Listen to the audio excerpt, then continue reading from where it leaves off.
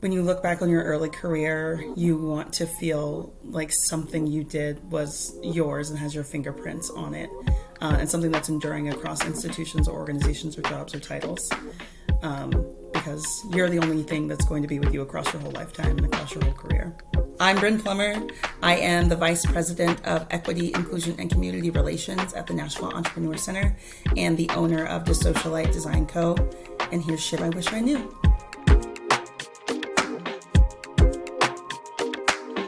I wish I could tell my younger self to work on my own projects earlier. I think I spent a lot of time in organizations working for causes that meant a lot to me, but working on projects that weren't necessarily mine. I waited really until my late 20s, early 30s to start just doing things that I found interesting. And that's really when my whole life started to shift and change for the better.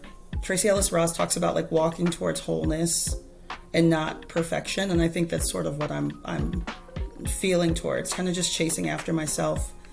And the good news is like I get to do that alongside other people. Like the more I become and step into myself, the more I feel like the people around me get to do that. And I've never been close to what the idealized woman, person, whatever is. And so I've never felt any kind of urge to strive for thinness, blondness, whiteness, because it was like, I was like, that is an inaccessible goal. It'd be like me trying to run a marathon. Like, no, honey, we're doing like couch to 5K at most. I'm not doing that. And so in some ways it's made it so that I'm not fixated on a goal.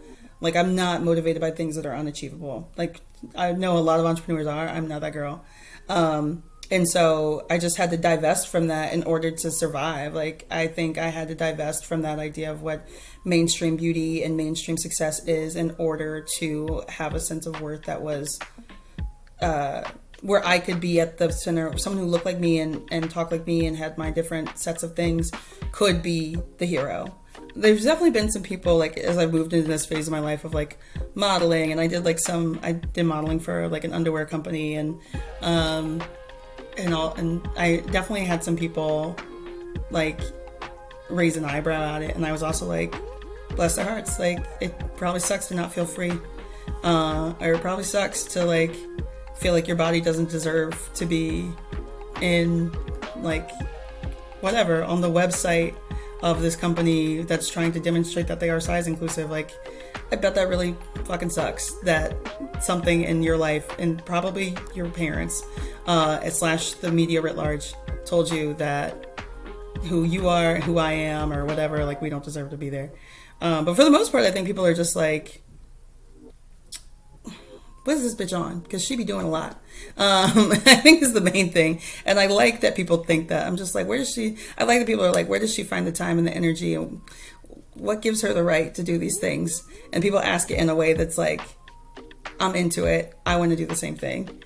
So I do care what people think. I do care what people feel. I hope people feel more free and feel more open to doing whatever they want to do. The best piece of advice I've ever received, I believe, is a poem by Rita Dove, or a line from a poem by Rita Dove. And it essentially goes, if you can't be free, be a mystery.